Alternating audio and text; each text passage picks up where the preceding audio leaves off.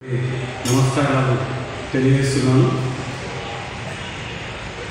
దివంగత శేషం విజయలక్ష్మి నరసింహాచార్యులు మా మామగారు అంటే స్వయాన మా మేనత్త భర్త వసుధాదేవి నా మేనమరుడు అని తెలియజేస్తున్నందుకు నేను ఎంతో గర్విస్తున్నాను. ఇక సగర్వంగా ఈ కృతికర్త అయినటువంటి విద్వత్కమైనటువంటి మా విజయాద్రి మామగారి గురించి 4 మాటలు ఇక్కడ అవసరంగా భావిస్తూ కృతికర్త అయినటువంటి శేషం విజయలక్ష్మి నరసింహాచార్యులు 1948 నవంబర్ నెల 23వ తేదీన కరీంనగర్ జిల్లా నవ్నూరు గ్రామంలో శేషం వెంకటాచార్యులు రుక్మిణీదేవి దంపతులకు తొలి సంతానంగా జన్మించినారు. వీరి పండిత వంశం.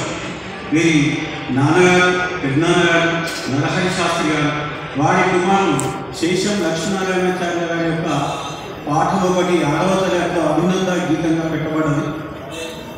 తర్వాత వీరి చిన్నాన్నగారు కూడా గొప్ప పండితులు.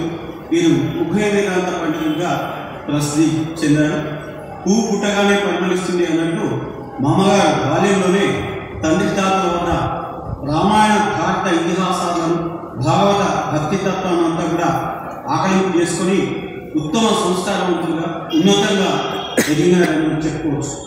వీరు వరంగల్లో విశ్వేశ్వర సంస్కృతాంధ్ర కళాశాలలో పట్టభద్రులై అక్కడ పద్మశ్రీ అవార్డు గ్రహీత మా తాతగారు శ్రీభాష్యం గారి దగ్గర శిష్యత్వం చేసి అనంతరం పండిత శిక్షణ పూర్తి చేసి 1967 సంవత్సరంలో జిల్లా పరిషత్ ప్రభుత్వ పాఠశాల వీరు ఫస్ట్ అపాయింట్మెంట్ స్కూల్ గుర్తుకు రావడం లేదు.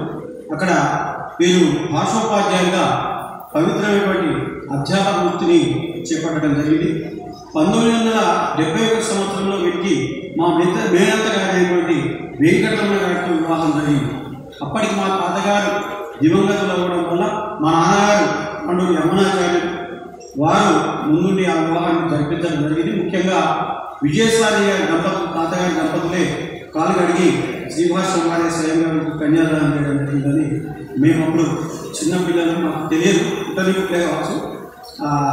మాకు మీరు పెద్దలు అనుకోగా విన్నటువంటి విషయం ఏంటంటే కూడా వివాహం సందర్భంగా వెంకటరమణ పేర్లు కాస్త వారి పేరులోని విజయగా మార్చుకొని విజయలక్ష్మి నరసింహాచార్యులుగా విజయయాత్ర కొనసాగిస్తూ లోక ప్రసిద్ధులైనారని చెప్పుకోవచ్చు. వీరికి 2 సంతానం, ఒక పుత్రిక వసుధాదేవి మన ముందున్నారు, మరియు ఒక పుత్రుడు వేణుమాధవాచార్య. అనుకోని విపత్తుల పరిస్థితుల్లో వారి కుమారుడు కొంతకాలం క్రితం ప్రమాదించడం జరిగింది, బాధాకరమైనటువంటి విషయం. ఇక కుమార్తె వసుధాదేవి విద్యా వినయ వివేక సంపన్నురాలై తన తండ్రి వారసత్వాన్ని అద్భుతంగా కొనసాగిస్తూ కవయిత్రిగా ముందుకు సాగడం హరించదగినటువంటి విషయం. వారి భర్త తిరుమల నరసింహాచార్యులు తెలుగు సంస్కృత భాషల్లో మంచి పండితులు. వేములవాడ సంస్కృత పాఠశాలలో ఉన్నత విద్యను పొందారు. ఉస్మానియా యూనివర్సిటీలో పట్టభద్రులైన తర్వాత సాంఘిక సంక్షేమ గురుకుల పాఠశాలలో వారు అధ్యాపకులుగా పదవీపరమైన ఇటీవలి కాలంలో చేశారు. వారి పెద్ద కుమారుడు శ్రీకాంత్ ఆచార్య సాఫ్ట్వేర్ ఇంజనీర్.